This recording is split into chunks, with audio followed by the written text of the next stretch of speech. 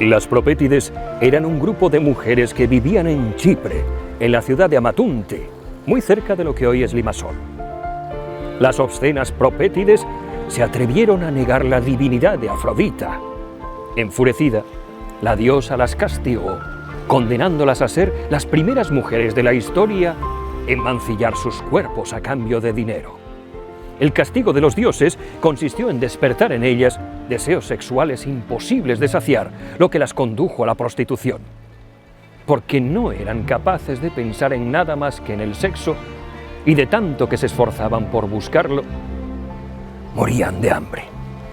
El poeta Ovidio las califica de brujas obscenas, porque el alejamiento de Afrodita, que representaba la legalidad de la pasión amorosa que une a las mujeres con los hombres, las privaba del pudor, de modo que eran capaces de vender su cuerpo y de poner precio a su belleza. Danzaban desnudas, se insinuaban en los caminos, se masturbaban furiosamente ante la muchedumbre horrorizada. Todo en ellas era exceso carnal. Perder el pudor les hacía a su vez perder también la ternura propia de lo viviente. Así, les endureció la sangre del rostro y se fueron convirtiendo en piedra. Perdieron de este modo la vergüenza ruborizada, su sangre se volvió gris. En sus malos rostros el pecado creció rápido. Pigmalión fue un rey de Chipre, que además también era escultor. Desde muy pequeño había sido expuesto al estilo de vida inmoral de las propétides. Las veía recorrer los muros de su palacio con sus vestidos reveladores, sus caras pintadas como payasos, sus bocas nauseabundas, siempre hambrientas de polla. Disgustado, asqueado, decidió que si no encontraba a la mujer perfecta, no se casaría con ninguna, por lo que buscó una vida de aislamiento. Hacía extensivo su desprecio a todas las mujeres, por lo que las odiaba a todas sin excepción, y vivía soltero y solo, disgustado por los innumerables vicios que la naturaleza había sabido poner en el alma de cada hembra. Huyendo de todo contacto con la carne, se volcó en la piedra y en darle formas prodigiosas. Su habilidad con el cincel se extendió a los confines del Mediterráneo. Sus esculturas pronto poblaron los palacios de Corinto, Atenas, Creta y la decadente Mesopotamia. Pigmalión empleaba toda la energía de su joven cuerpo en dominar la piedra, la madera, el marfil, el nácar y la obsidiana. Y de su taller, a diario, emergían las más hermosas formas que ser humano alguno pudiera imaginar. Pero entonces pudo con él la soledad. Así, en la negrura de la noche, cuando agotado por bregar del alba al anochecer, con pesadas losas de mármol miraba al techo de su cuarto, soñaba con esa mujer perfecta que pudiera abrazarlo. Añoraba el perfume de una piel ajena, esas manos recorriendo su muslo tenso, ese jadeo suave de dos cuerpos acompasados. Tras un breve forcejeo con su entrepierna, Pigmalión se corría tristemente en silencio y lloraba su soledad sonora. Sin embargo, seguía aborreciendo a las mujeres por su lujuria, por su dureza pétrea y por los innumerables vicios que la naturaleza escribió a fuego en su alma. Esas brujas eran indignas de su amor.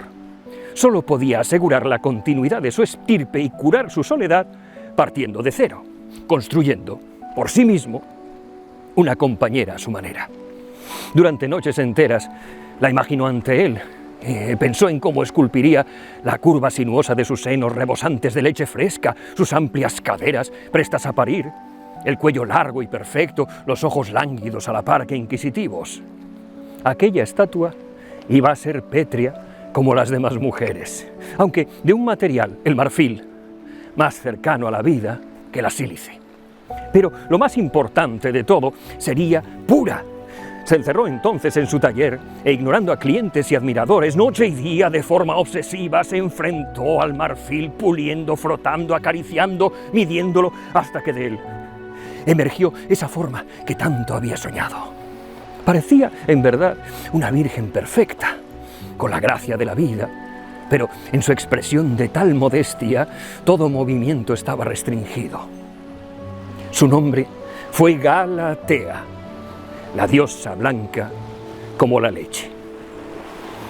Dice Ovidio que la mujer de marfil tenía una belleza con la que ninguna mujer podría haber nacido, y el rostro de una muchacha auténtica, es decir, no era una belleza clásica como el resto de las esculturas griegas, sino algo que es a la vez superior, pero realista, sobrehumano y cercano. Era tal el arte de su artificio que se hubiera creído que estaba viva y deseaba moverse, si no se lo impidiera el recato. Lejos de curar su obsesión, al concluir su obra, ésta crece. A diferencia de las propétides, ella no podía participar en actividades inmorales. Poco a poco, a fuerza de contemplarla ruborizado y de masturbarse por las noches al verla iluminada tenuemente por la luz de la luna, Pigmalión se enamora de su obra. Su mente se niega a concebirla como marfil, la besa y siente que le devuelve los besos. A veces la palpa para comprobar si su cuerpo es de carne. Luego empiezan las caricias más osadas y la roza con manos cariñosas que parecen dejar una huella en las partes que roza tan reales que teme que la pueda lastimar con su ansiosa presión.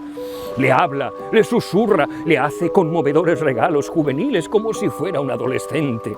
La viste, etapa inevitable en el delirio pigmaliónico, aunque, como dice Ovidio, se veía más hermosa desnuda. La enjolla, la tiende en un lecho de tela púrpura y reclina su cabeza en almohadones de plumas para que esté cómoda. La rocía de perfumes y duerme junto a ella, exhausto y complacido.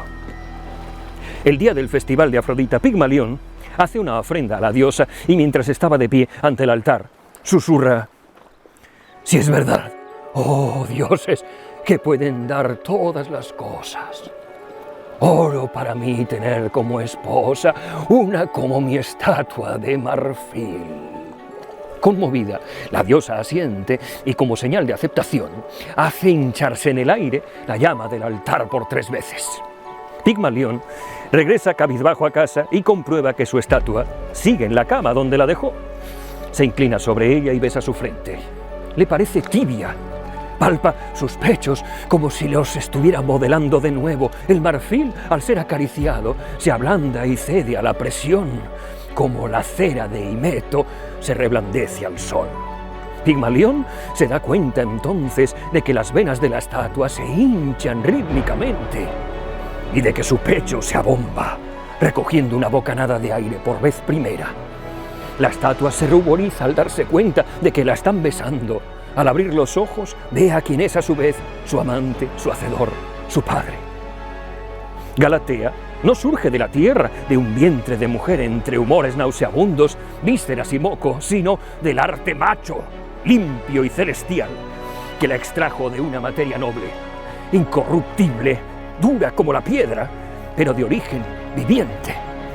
Y está intacta. Se casan, y la misma Afrodita bendice la boda. A los 9 meses, la joven Galatea da a luz a la niña Pafos.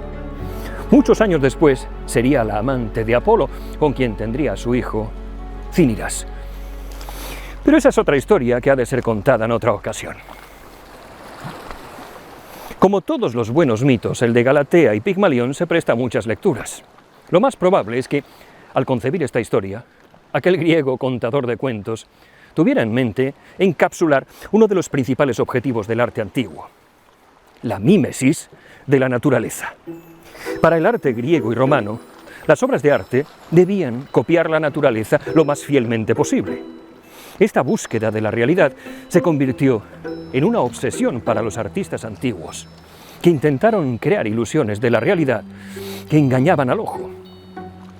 El ejemplo más famoso fue el del pintor griego Zeuxis, quien, por cierto, murió de risa después de pintar de forma grotesca a una anciana. Zeuxis pintó uvas tan realistas que los pájaros intentaban picotearlas. En este sentido, el mito de Pigmalión cumple la promesa del arte. Pigmalión era tan talentoso que podía hacer que su arte pareciera como si no fuera arte, sino realidad. Como escribe Ovidio, su arte ocultaba su arte.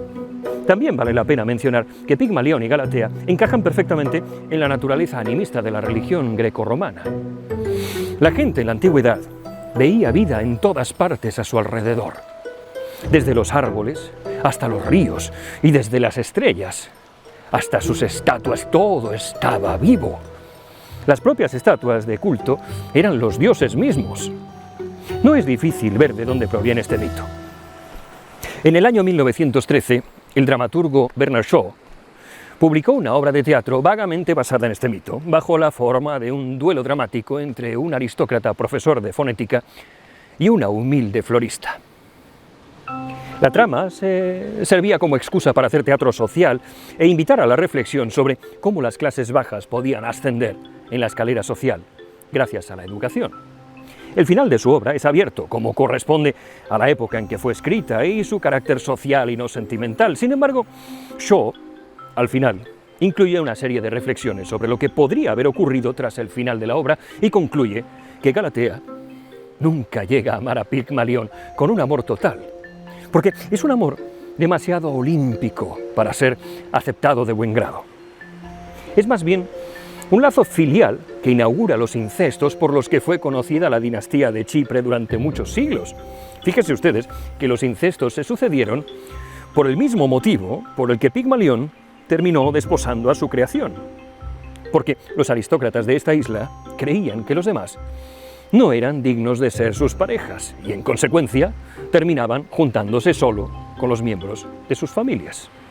Además, para un socialista como Shaw, resultaba intolerable una unión entre clases basada en una clase superior que tutela a la inferior. Cuando en 1938 Shaw colaboró en la adaptación cinematográfica de la obra, eligió para el final ver al aristócrata solo en su casa, escuchando en un fonógrafo la voz de la florista. La grabación que escucha pertenece al comienzo de su relación, cuando ella era una maleducada y hablaba como tal. De este modo, Shaw y Pigmalión nos invitan a reflexionar sobre las personas para las que el amor solo se concibe como una relación de tutela o de dependencia emocional. Esta obra en realidad nos habla de dos formas de entender la vida en pareja que son disfuncionales y esencialmente dañinas. Por un lado, la pareja dependiente. Por otro, la figura de aquellos que son incapaces de conformarse con nada y que irremediablemente terminarán solos. Pigmalión, como quizás muchos de nosotros, inconscientemente, parecía estar buscando esa visión de la perfección que no puede existir en la realidad, anhelando algo para alcanzar y tocar, incluso si la manifestación de ese ideal no existe. Esto es, de alguna forma, una metáfora del amor no correspondido o prohibido, y sirve como recordatorio del peligro de buscar la perfección y estar tan cegados por nuestra adoración que se olvida la realidad misma. Sobre esto hay un cuento sufí muy hermoso que, resumido, dice lo siguiente. Yusuf no se emparejaba con nadie. Buscaba y buscaba, descartaba y descartaba, siempre ponía un pero a todas aquellas que se cruzaban en su camino, a la espera de que, al fin, un día, encontraría a la mujer perfecta. Y un día, Amira apareció, y él se quedó deslumbrado, porque reunía todas, absolutamente todas las condiciones que buscaba en una mujer. Pero para su desgracia, Amira decidió que Yusuf no era perfecto para ella. Y entonces, Yusuf se quedó solo. En cuanto a las parejas dependientes, son aquellas que muestran patrones persistentes de carencias emocionales que intentan cubrir mostrando una necesidad afectiva tan grande que acaba generando una dependencia psicológica incontrolable por la otra persona. A menudo, las personas que padecen este síndrome muestran una asimetría disfuncional en la relación, idealizando a su pareja y las ideas de complementariedad. Esto las lleva a sufrir una insaciable necesidad de afecto y un pánico atroz ante la idea del abandono. Llamadas persistentes, peticiones continuas de atención, interrogatorios interminables, expresiones de amor constantes y en ocasiones inoportunas, establecimiento de mecanismos de control o búsqueda asfixiante de intimidad. A menudo estas personas reaccionan con emociones desproporcionadas, una euforia sin límites si reciben atención, o pánico ante la idea de ser abandonadas, o angustia ante el desinterés del otro. Recuerden que Pigmalión conocía la existencia de las mujeres casquivanas desde muy niño. el origen de la dependencia emocional tiende a estar en la infancia, cuando los niños que luego serán dependientes sufren una deprivación emocional, que deriva en una mayor predisposición a desarrollar en el futuro un patrón de dependencia. Buscan ser amados para suplir las insuficiencias afectivas de la infancia.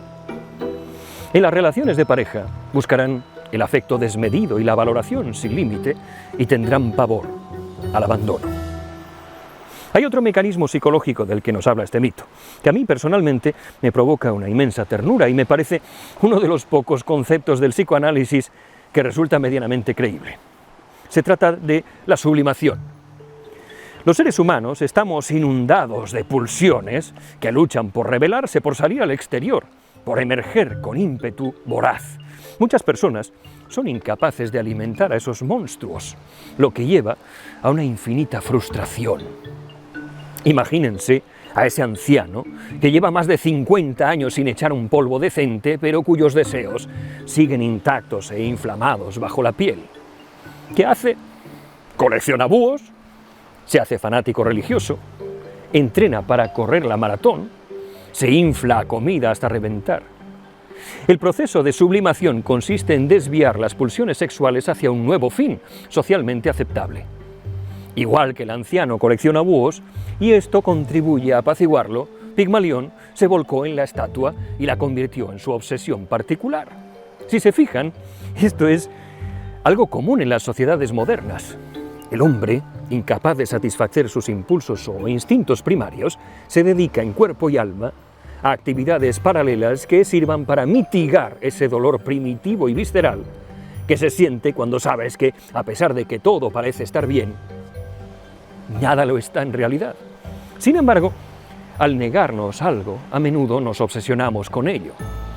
Piense, por ejemplo, en el deseo atroz de aquel que ha dejado de fumar. Por eso, cuando Pigmalión renuncia a las mujeres, se dedica servilmente a una estatua femenina, adorándola, llevándole regalos caros y fantaseando de forma intensa. Hay un mecanismo mental más asociado al mito de Pigmalión y al que ha dado su nombre en psicología. Se trata de el efecto Pigmalión y que podría resumirse en que la forma en que creemos que es el mundo y en qué puede convertirse tiene efectos poderosos en cómo resultan ser las cosas al final. El aumento de las expectativas de los demás puede causar un mejor desempeño por parte de uno mismo. Del mismo modo, las expectativas negativas también producirán resultados negativos. Algo tan evidente como el estatus social viene condicionado por motivos de raza, situación económica, lugar en el que se vive. Hay personas que jamás tendrán éxito en la vida porque no se espera de ellos que lo tengan. Este efecto abarca infinitas variables en la conducta humana. Atrévase a negarme que las expectativas que ponga en su pareja no van a determinar la duración de su relación.